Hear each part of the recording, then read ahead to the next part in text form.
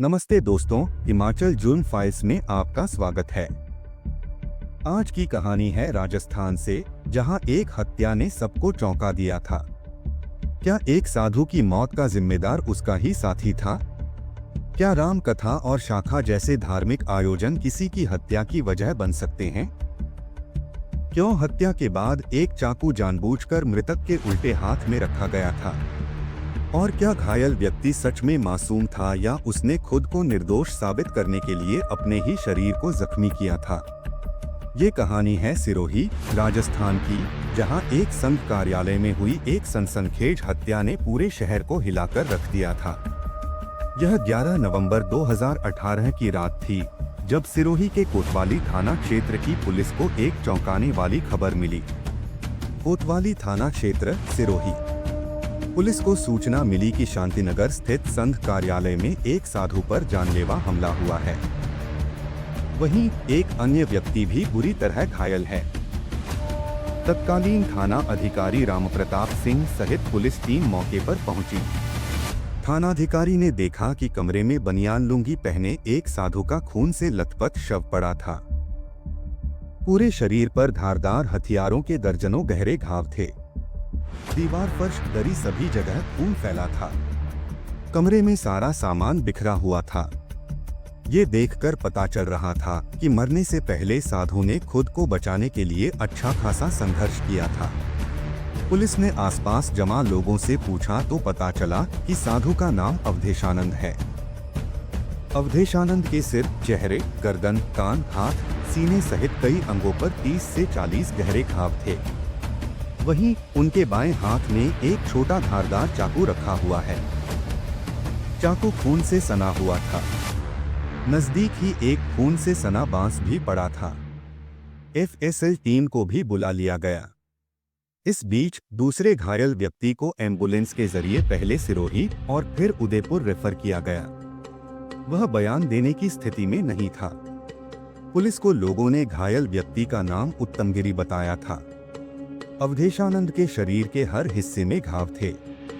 Police को आशंका थी कि हमला एक से ज्यादा लोगों ने किया है। पुलिस को सब कुछ खत्म होने के बाद मिली सूचना। पुलिस को पूरी घटना से ऐसा भी लग रहा था कि सूचना देरी से दी गई है। पुलिस का तर्क था कि मारपीट से पहले तू-तू मैं हुई होगी। आवाजें बाहर तक गई होंगी और इतने वार शरीर पर हैं कि काफी चिल्लाचिल्ली भी हुई होगी। झगड़ा देर तक चला होगा। अगले दिन यानी 12 नवंबर 2018 को पाली के खिवाड़ी संघ कार्यालय के शांतिलाल ने एफआईआर दर्ज करवाई।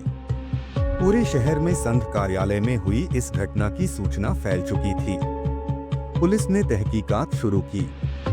पता चला कि घायल उत्तमगिरी संघ का जिला प्रचारक है। संघ कार्यालय से जुड़े और आसपास के लोगों से घटना को लेकर पूछताछ की गई तो सामने आया कि साधु अवधेशानंद और उत्तमगिरी के बीच झगड़ा हो गया था। वहीं जब पुलिस ने पूछा कि घटना की सूचना देरी से क्यों दी गई तो लोगों के पास इसका कोई जवाब नहीं था। कुछ ने पुलिस को बताया कि वे घायल के इलाज के लिए व्यवस्था कर रहे थे, इस कारण समय पर सूचना नहीं दे पाए। पुलिस की पूछताछ में सामने आया कि साधु अवधेशानंद और उत्तमगिरी के बीच झगड़ा हो गया था। पुलिस की जांच में सामने आया कि 40 वर्षीय अवधेशानंद का असल नाम अवधेश शर्मा है। अवधेश शर्मा उर्फ अवधेशानंद उत्तर प्रदेश के फैजाबाद का रहने वाला था।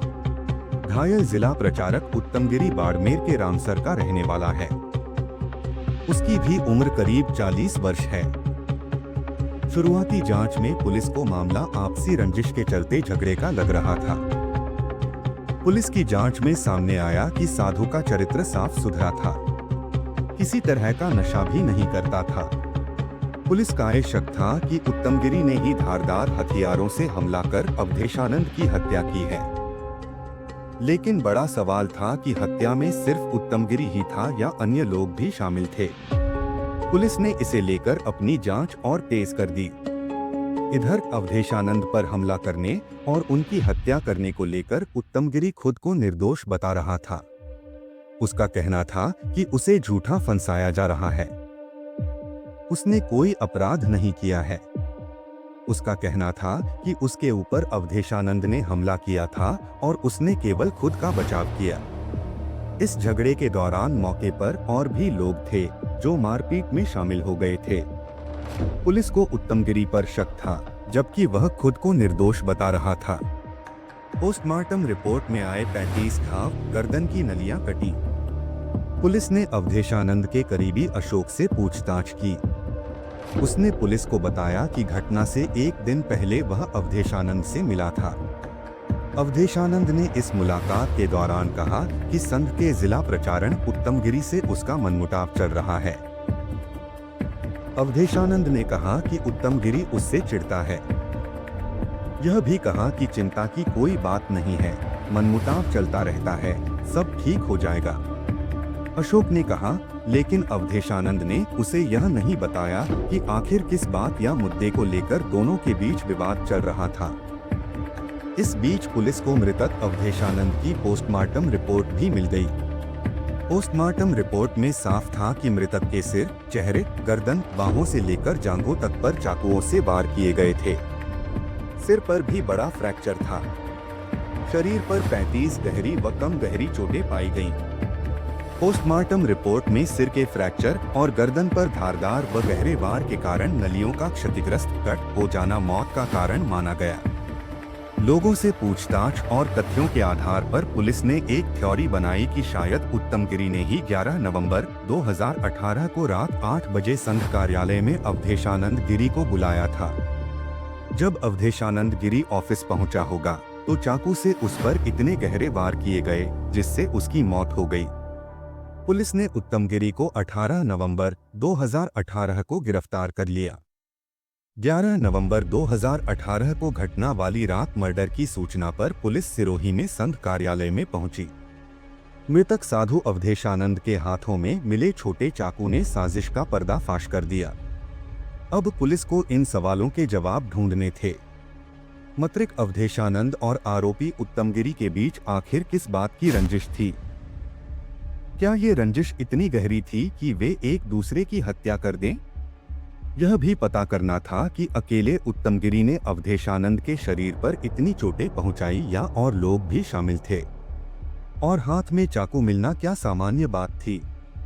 पुलिस मृतक अवधेशानंद और आरोपी उत्तम गिरी के बीच रंजिश की परतें खोलने में जुटी हुई थी। पुलिस ने वापस घटना के दिन को स्कैन किया। जांच के दौरान पूछताछ में पता चला कि घटना के दिन अवधेशानंद ने अपने मिलने वालों को बताया था कि 11 नवंबर 2018 को उन्हें सिरोही के शांतिनगर स्थित संघ कार्यालय जाना है। तब वागाराम उनके साथ था। वागाराम ने बताया कि वह अवधेशानंद के साथ संघ कार्यालय गया था। उत्तम गिरी वहां पहले से ही मौजूद था। कुछ देर बाद ही अवधेशानंद और उत्तम गिरी के बीच झगड़ा शुरू हो गया। उत्तम गिरी ने अवधेशानंद को मारना शुरू कर दिया। वागाराम ने छुड़वाने की प्रयास किया, लेकिन दोनों के बीच मारपीट बढ़ती जा रही थी। वह दोनों का झगड़ा खत्म कराने के लिए बाहर से लोगों को बुलाने भी गए, लेकिन लोग आने को तैयार नहीं थे। वागाराम से पूछताछ में विवाद की पुष्टि हो गई थी। इसके बाद विवाद की जड़ तक पहुंचने के लिए पुलिस ने अवधेशानंद और उत्तम गिरी के दर्जनों नजदीकी लोगों से पूछताछ की। पूछताछ में दो बातों का जिक्र आया, शाखा और रामकथा। अब पुलिस के सामने रंजिश की परतें खुलती जा रही थीं। पुलिस को उत्तम गिरी पर शक था, जबकि वह खुद को निर्दोष बता रहा था। ये था दोनों की रंजिश का कारण। पुलिस जांच में पता चला कि सिरोही में 23 अक्टूबर से 30 अक्टूबर 2018 के बीच रामकथा चल रही थी। कथा की पूरी व्यवस्था अवधेशानंद ही कर रहे थे। रामकथा का वाचन करने वाली दीदी माँ से 25 अक्टूबर को उत्तम गिरी को भी मिलना था। उत्तम गिरी को मिलवाने की व्यवस्था अवधेशानंद को ही करनी थी। व्यस्तता के कारण अवधेशानंद यह व्यवस्था नहीं करवा पाए। इससे उत्तम गिरी नाराज चल रहा था। व्हाट्सएप चैट में भी उत्तम गिरी ने इसे लेकर नाराजगी जताई थी। अवधेशानंद ने वह मैसेज भी नजदीकी कुछ साथियों को दिखाए जिसमें उन्हें धमकी दी गई थी। अवधेशानंद ने व्हाट्सएप चैट में भी कुछ नजदीकियों को कहा था कि उनकी जान को खतरा है। 2018 में ही अवधेशानंद ने शाखा लगानी शुरू की। पुलिस को यह भी पता चला कि शाखा लगाने को लेकर भी कुछ लोगों की नाराजगी थी। 4 नवंबर 2018 को शाखा लगाने को लेकर भी आपत्ति की गई। अवधेशानंद को संघ कार्यालय बुलाया गया। अनहोनी की आशंका के चलते वे नहीं गए। व्हाट्सएप पर मैसेज भी चलाए गए कि अवधेशानंद जो शाखा चला रहे हैं वे संघ की आधिकारिक शाखा नहीं है।